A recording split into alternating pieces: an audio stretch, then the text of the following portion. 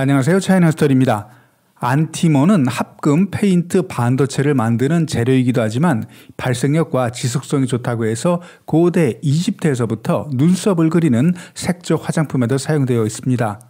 드라마 사인에서도 의문의 연쇄살인 사건을 일으킨 독극물로 안티몬이 나오기도 했고요. 이렇게 안티몬이라는 물질 자체가 독극물 성분이라 우리의 일상생활과는 큰 연관성이 없어 보이는데 군수산업 분야에서는 없어서는 안 될 중요한 물질이라고 합니다. 문제는 전 세계의 안티몬의 80%를 중국이 공급하고 있다는 겁니다. 중국이 수출 금지를 한다면 미국뿐만 아니라 우리나라 군수산업도 심각한 타격을 입게 되는데요.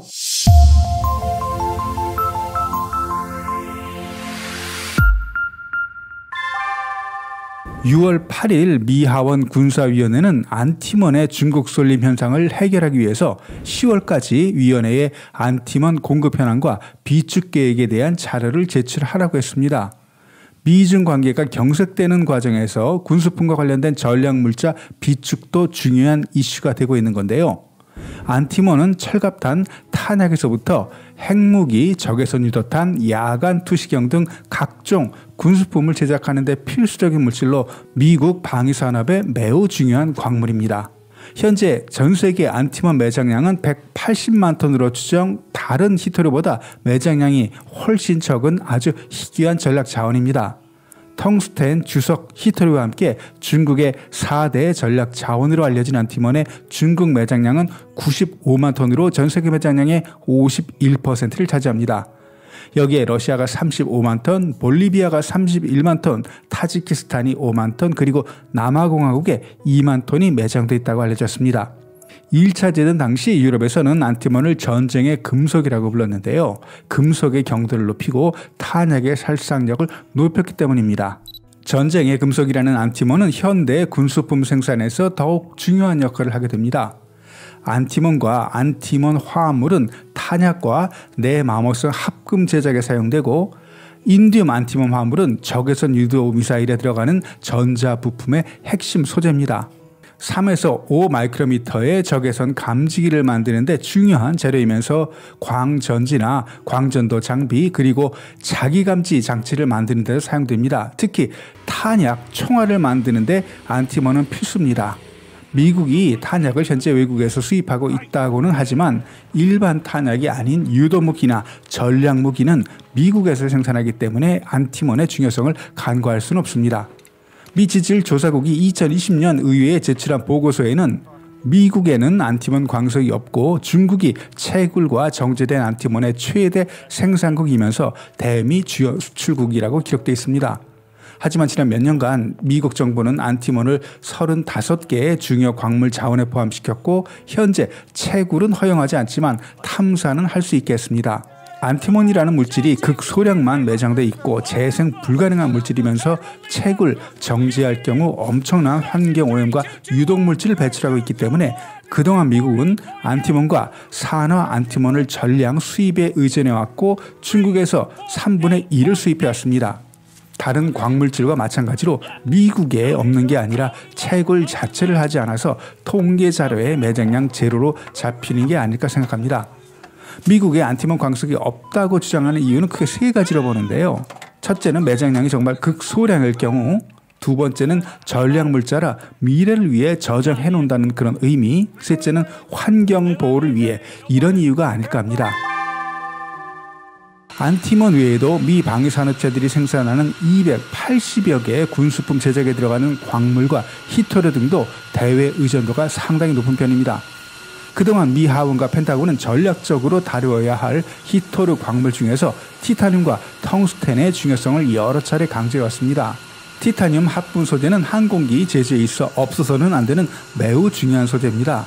비중이 낮고 강도가 높아 중량을 크게 줄일 수 있어 전투 성능을 향상시키고 연료 소비도 절감시키는 효과가 있습니다. 보잉 777의 경우 티타늄 합금 사용량이 7.5%, C-17 글로브마스터는 10.3%, F-22나 F-35에도 많은 양의 티타늄이 들어간다고 알려졌습니다. 이렇게 미국의 최첨단 항공기 제작의 필수 재료가 된 티타늄은 어디에서 공급받을까요? 러시아의 부순포 아비스만은 세계 최대의 티타늄 생산 업체로 전 세계 공급량의 30에서 35%를 차지하고 있습니다. 미국의 로키드 마틴과 보잉, 유럽의 에어버스와 같은 기업들은 그동안 러시아의 티타늄 공급에 크게 의존해 왔습니다. 텅스텐도 마찬가지입니다. 미국은 텅스텐 수입의 절반 이상을 중국에 의존해 왔습니다. 티타늄과 마찬가지로 텅스텐도 무기를 제작하는 데 빠질 수 없는 중요한 광물 자원입니다. 고온, 고속의 강한 특성으로 총기와 대포 제작에 필수적인 광물이면서 장갑, 관통자 외에도 항공모함의 갑판 소재로도 사용되고 있습니다. 미 하원에서 안티몬이 주목을 받고 있지만 그동안 미국의 방위산업체들이 중국 히토류에 의존해왔던 건 사실입니다. 히토류는 재생이 불가능하고 희소성이 높은 17가지 금속 원소를 칭하는 말로 공업용 조미료라는 별명도 있죠. 히토류는 미사일, 지능무기, 내비게이션 장비, 제트 엔진 등의 첨단 기술 분야에 널리 활용되고 있습니다. 주목할 만한 건 F-35를 제작하는데 417kg의 히토류가 사용되는 겁니다. 특히 F-35에 장착된 AN/AAQ-37 전기광학분산 조리개 시스템이나 전자공학 추적 시스템에는 모두 중국에서 수입한 히토류가 사용되고 있습니다. 사실 F-35뿐만 아니라 M1 전차 각종 유도 미사일도 중국산 히토류에 의존하고 있습니다. 이렇게 중요한 전략물자이지만 미국은 히토류 자국 생산을 고려하지 않고 있습니다. 가장 큰 이유는 환경보호 정책 때문이죠. 1990년대 이후 미국 내 히토류 광산과 가공업체들은 줄줄이 폐업합니다. 히토류를 가공, 정지하려면 환경오염은 불가피해지는 상황이었고 정부의 각종 규제에 채산성이 떨어졌기 때문이죠. 결국 미국은 히토류를 수입하는 쪽으로 선회했고 가격과 품질에서 만족했던 중국산 히토류에 지금까지 의존해왔던 겁니다. 그리고 한 가지 더, 미국 기업들이 히토류 생산을 재개하더라도 30년 넘게 시장을 장악해온 중국의 가공기술과 가격 경쟁력을 단기간 내에 이기기 어렵다는 냉정한 판단도 있었을 겁니다. 반대로 이런 상황이라면 중국도 히토류 카드로 미국을 압박할 수도 있을 텐데 지금까지 중국은 히토류를 무기화하려는 시도를 보이지 않고 있습니다. 중국이 히토류 수출 금지 조치를 선뜻 취하지 못하는 이유는 무엇 때문일까요? 이전에도 중국은 히토류 수출 금지 조치를 취한 적이 있었습니다. 2012년 일본과 센카쿠 열도 영토 분쟁 당시 대일본 제재 조치로 히토류 대일 수출 금지 조치를 시행했었습니다. 중국은 당시 전 세계 히토류의 95%를 생산하고 있었는데요. 하지만 2014년 WTO가 수출 금지 조치는 위반이라는 판결을 내리면서 중국의 히토류 산업은 큰 타격을 받아 거의 붕괴될 뻔했었습니다. 대일본 수출 금지 조치의 후유증이 그 정도였는데 히토류 대미 수출 금지 조치를 취한다면 어떤 결과가 나올지는 중국이 누구보다 더 잘 알고 있을 겁니다. 두 번째는 미중 관계가 악화되면서 지난 몇 년간 미국과 서방 국가들은 중국에서 다량의 히토류 자원을 수입, 비축해 놓은 상황이라고 합니다. 그리고 오래전부터 일부 히토류의 경우 대체할 수 있는 물질을 연구, 응용하는 단계에 접어들어서 중국이 대미 수출을 금지해도 단기간 내에 미국에 피해를 입히기는 어렵다고 합니다. 세 번째는 대량의 히토류를 중국이 수출하고 있지만 중국 이외 지역에서 체결된 히토류도 적지 않습니다. 중국도 자국산 히토류를 전략물자로 인지하고 있기 때문에 일부 히토류는 외국에서 수입, 가공 후 수출하는 방식으로 자국 자원을 보호하고 부가가치도 높이는 전략을 취하고 있습니다.